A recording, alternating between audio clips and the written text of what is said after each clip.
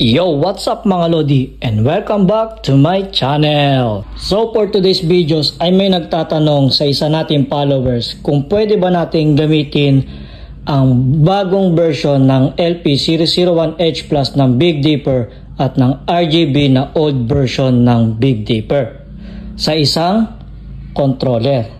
Pwede yan. Medyo komplikado nga lang pero pwede natin gamitin silang pareho sa isang controller. So sundan nyo lang yung bawat step na gagawin ko mga Lodi. So mga Lods, bago tayo magsimula, baka kala nyo maiksi lang yung video natin. Pwede nyo i-hit yung watch video sa baba nitong videos na to para makita nyo at mapanood nyo ang full video. Let's go! So umpisahan natin ang mga signal nila or mga code nila dito sa likod. Ito yung dalawang Big Dipper natin na new version. Nakaset siya ng A001 and A001. Pareho sila.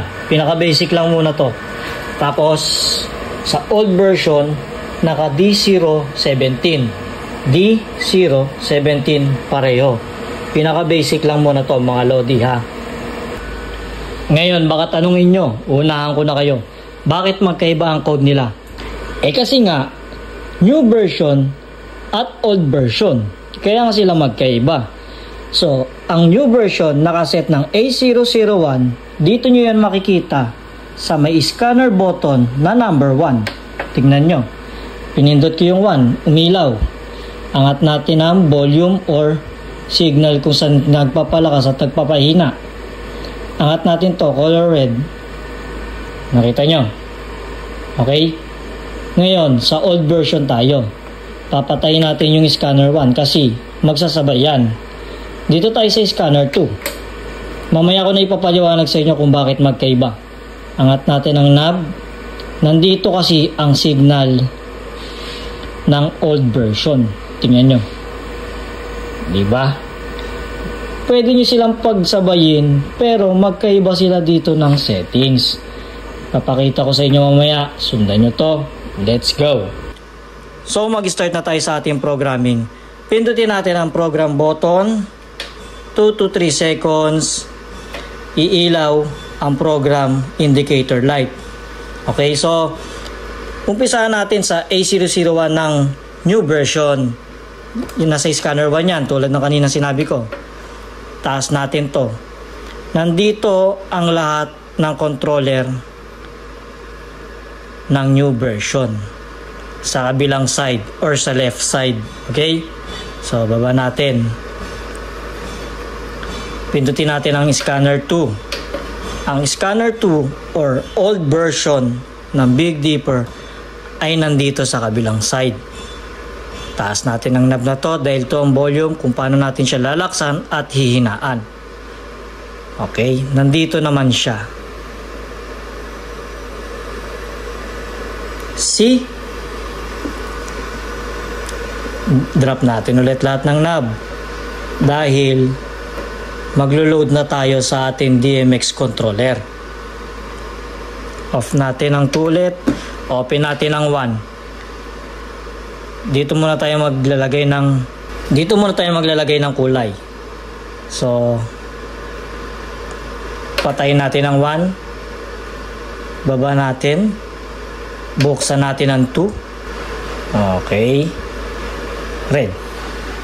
Kita nyo naman no, kung anong pinagkaiba niya. Sobrang lakas talaga ng bagong version. So, off natin ang 2. Mid-add natin. Nakita nyo pinindot ko, mid-add. Scene 1. So, nag-blink. Ibig sabihin, pumasok ang ating program na color red sa number 1. Drop natin lahat. Buksan natin ang 2. Delete natin ang 1. So, taas natin sa green naman tayo. Sa green. Off natin. Baba natin. Number 2. Okay, tanggalin muna natin ang red. Green. Yan. Mid-add. Scene 2. Kita nyo na kumilaw na.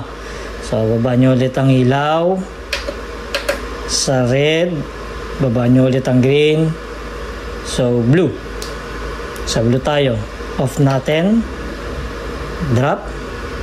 Buksan natin ang 2. Up. Green. Blue. Blue. Mid-add 3. Umilaw ulit lahat. Drop natin. Sa 1. Tama ba yun? Yan. Off. So, okay, white. Siguro maglagay na rin tayo ng white. Yan. Close natin ang 1. Open natin ang 2.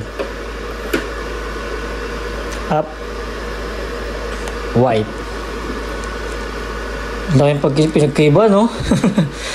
Mid-add 4. Drop natin. So, 1. White. Drop natin. So, mix color tayo. Magkatabi muna sila para madali lang din sa kabila. Okay. Scanner 2. Okay ba sila, di ba? Pero hindi nagkakalayo yan pag pinaglayo nyo yung ilaw. Mid-add 5. Drop. Number 1. Drop natin ulit yung dalawang kulay. So, green and blue. Okay. Patayin natin scanner 1. Drop natin. Open natin scanner 2. Green and blue. Mas matalas ang green and blue nun. Pero okay lang yan. Pag malayo, hindi na yan halata. Mid-add 6. Drop. Open ulit natin ng 1. Drop ulit natin yung mga kulay. Up natin. Dulot-dulo siguro. White. Purple. Pwede. Purple. Pink. Purple tayo. Purple. Sa 2. Purple tayo. Red. Red and blue ba yan? Purple. Okay. Mid-add 7. Drop. 1. Drop ulit natin. Orange. Pwede na rin orange. So, tandaan nyo, ganyan ang settings. Sa 2.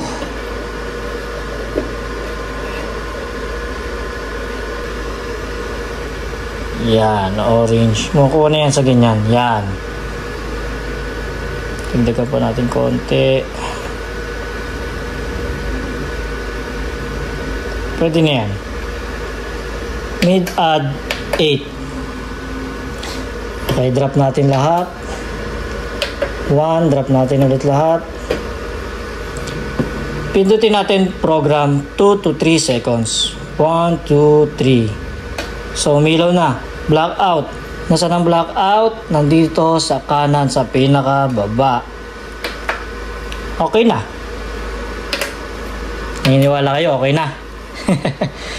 Pindutin natin scene 1 red, scene 2 green, scene 3 blue, scene 4 white, scene 5 is light green, scene 6 light blue, scene 7 purple, scene 8 is orange.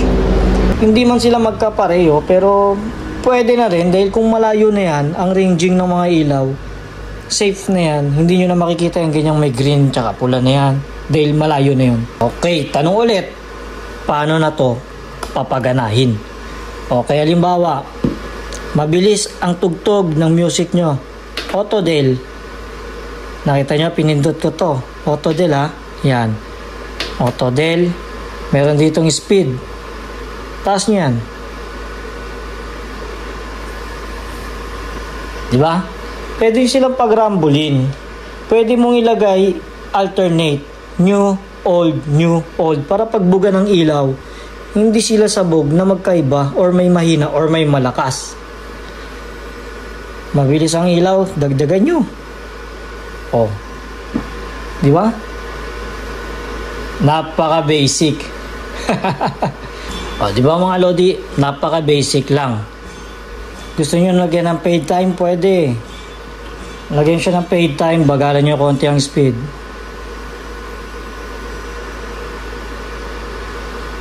Okay, so mga Lodi, kung meron kayong natutunan sa ating tutorial about dito sa mga lights, please do hit the follow button. Maraming salamat sa lahat ng sumusuporta kay Daddy Borns Motovlog.